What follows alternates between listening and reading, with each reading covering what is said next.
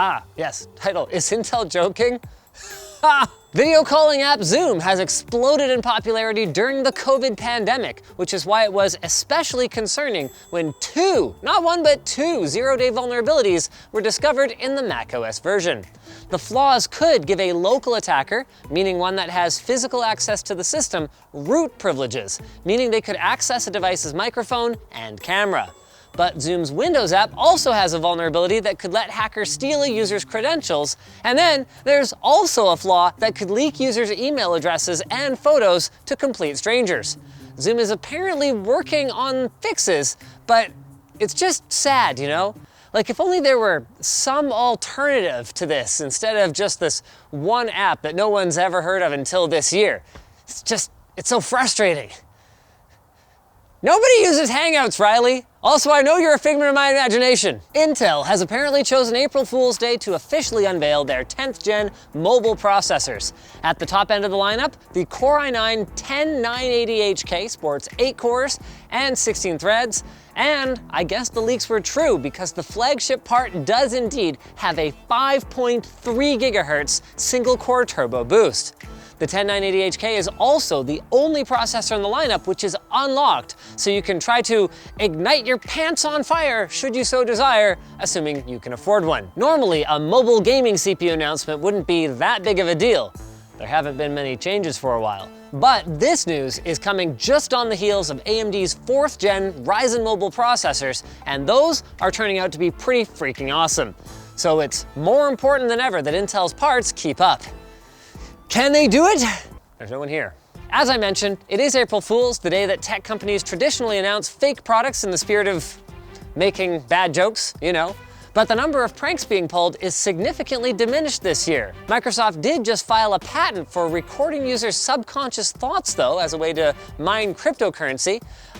Honestly, we can't tell whether that one's real or not. PUBG released a new mode called Fantasy Battle Royale, which is available till April 7th, and a channel called Linus Tech Tips released a documentary exposing their host, Linus Sebastian, for being a fraud. Wait, what? Oh shoot, that was us. Now it's time for the Quacks, brought to you by Vessi Footwear. They have a 100% waterproof shoe with a Dymatex material that regulates the temperature of your feet, so your feet will stay warm on cool days but cool in the summer. They're flexible, stretchy, and light, clocking in at just 175 grams, or about the weight of an iPhone, and right now, you can get up to 40% off with Vessi's Choose What You Pay initiative.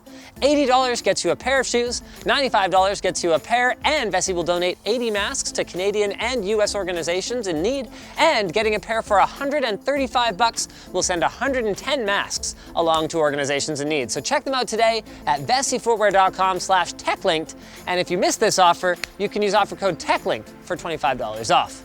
On to the stay-at-home bits. Haha, that's not catchy at all. FitBit just launched a real product, very close to April Fool's for some reason. The FitBit Charge 4 has built-in GPS, Spotify, and Fitbit Pay, bringing it a little bit closer to a true smartwatch. Or does it? Is this thing even real? Can I trust anything? No, I can't trust you, you're not real! The US Federal Communications Commission has decreed that all phone companies must incorporate the robocall blocking stir-shaken protocol by June 30th. Thank you very much. 2021, darn it. We might be entering an age once more where you actually get telephone calls from real people. I just don't know if I'm ready. The Overwatch League had already switched to online-only tournaments due to the coronavirus pandemic, but that was only supposed to last until May 1st. The league has now announced that they will continue online-only operations throughout the rest of 2020 because, let's face it, it's esports. It's not like it was designed originally for people in remote locations to participate together. Now we just need to see if the NBA is gonna move to VR in the future. Is my Beat Saber habit gonna be legitimized? If you're an Android user and you weren't familiar with Dark Sky, well, that's probably for the best because the app known for hyper-local, hyper-accurate weather forecasts has just been purchased by Apple. It will eventually be removed from the Play Store and lose support, but The Verge has some alternatives for those weather junkies out there. Me, the biggest surprise when I read this was just realizing that people pay for a weather app. Wow. That's remarkable. And Jedi Academy players on console will hopefully be able to breathe easy very soon. The game's developers are working on a fix for the bug that allowed PC players to enter the servers of Switch and PS4 players and absolutely annihilate them. It's just the PC gamer lifestyle, guys, I'm sorry.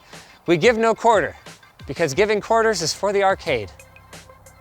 And on that note, we're gonna end this. Come on back Friday for more tech news. Until then, get out there and stay safe by not getting out there. Stay home.